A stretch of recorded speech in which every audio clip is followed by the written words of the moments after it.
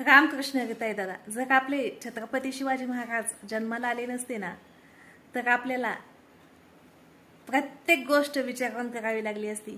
खान साहेब शादी करनी है, मंडप डालो क्या?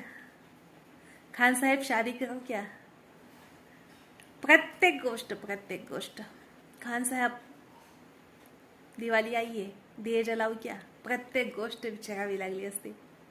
परंतु राजे जन्माला आले आणि मंदिराचा कळस, अंगणात तुळस, सुवासिनीचं भरलेलं कपाळ आणि आपल्याला स्वराज्याची सुकाळ पाहायला भेटली. परंतु 50 वर्षानंतर पुन्हा ही परिस्थिती पालटते की काय असं वाटतंय. कारण संविधानातील कायदा हा सर्वांसाठी समान का नाही हाच प्रश्न मला पडतो. आमच्यासाठी हम दो हमारे दो आणि त्यांच्यासाठी हम दो हमारे सो असं का?